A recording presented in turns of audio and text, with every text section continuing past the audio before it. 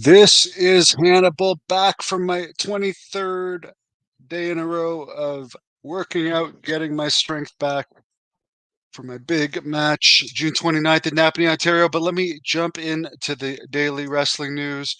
The Undertaker says he thinks the WWE draft could have been more compelling. Keep in mind, he's under contract to WWE. He said, if you expect the fan base to want to watch it for 2 nights, to be completely honest, there wasn't a whole lot of change really.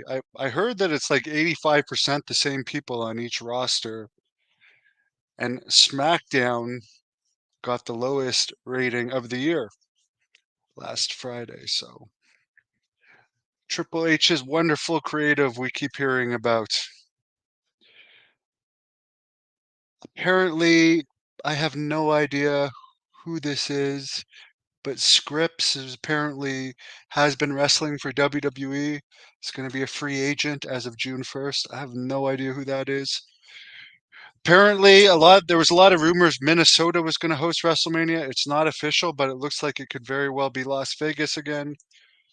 Of course, that's where UFC is based, and I don't know where TKO is based, but they own UFC and WWE. So there's got to be a reason behind that as well. Of course, it's a very cheap city to fly into for international travelers. Chris Jericho is in Winnipeg tonight to face Shibata,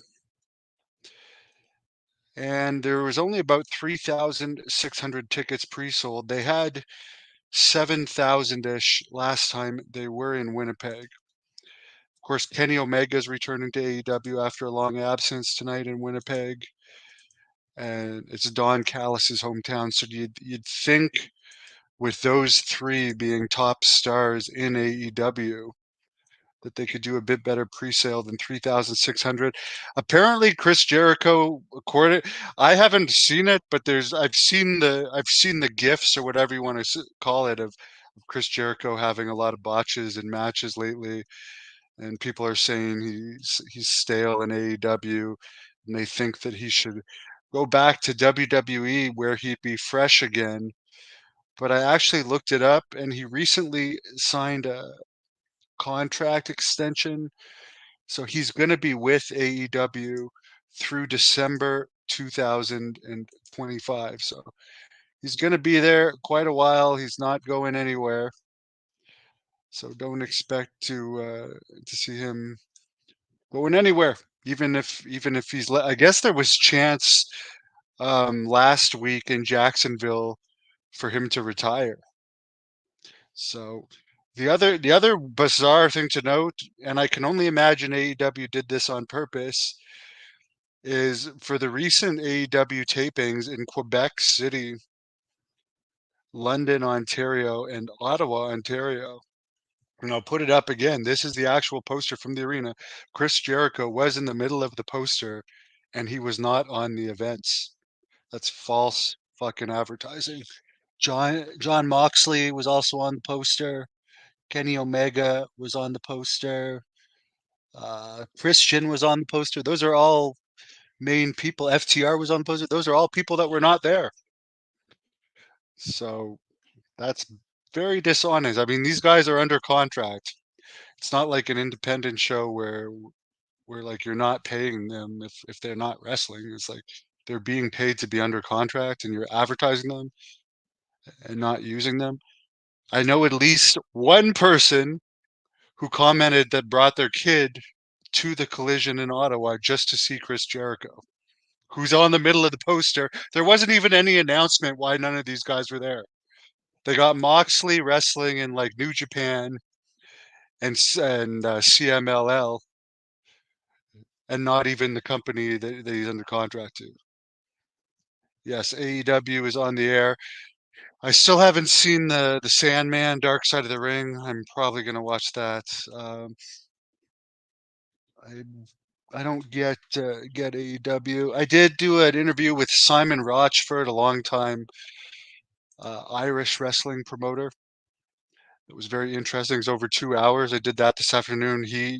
Sheamus, Drew McIntyre, Vampiro, Raven, Balls Mahoney. So many famous people went through Irish Whip Wrestling.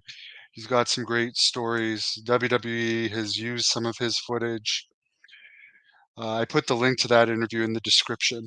I've been doing my draft book entries, and the one that I did today, as I keep plowing through this draft book, already a couple authors that have been talking to me about actually putting it on paper. And of course, there may be more or less in the thing, but I went through the whole Hep C battle and overcoming it and winning my court cases against that scumbag Larry Abdullah the Butcher Shreve, who was found guilty of negligence, assault, and battery related to doing that to me.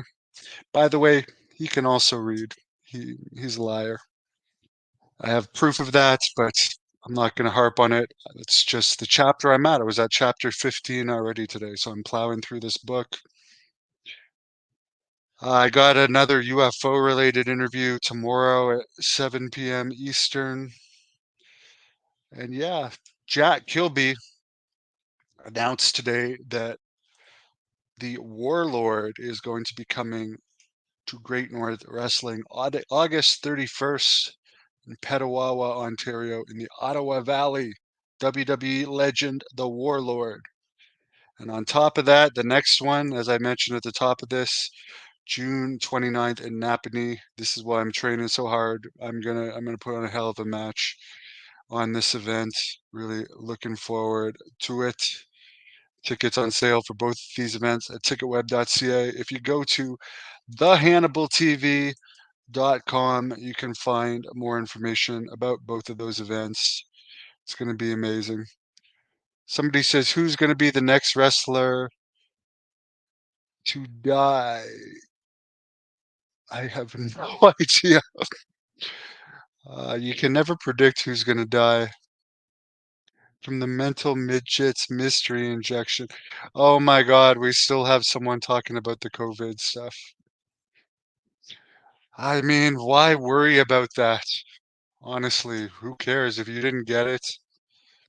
Why worry about it? It's your choice whether you get it or not. In Canada, we had very little rights, but to get it, I left Canada during COVID for as long as I could and went down to Texas to wrestle, where I actually got very popular, wrestling for SWE Fury, company that only lasted 3 events once I left.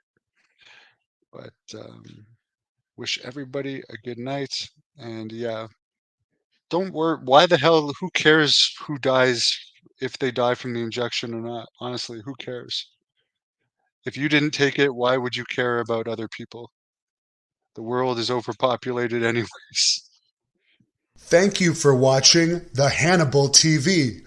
Please help me out and like this video, then click the subscribe and get notifications buttons so you don't miss any of my latest shoot in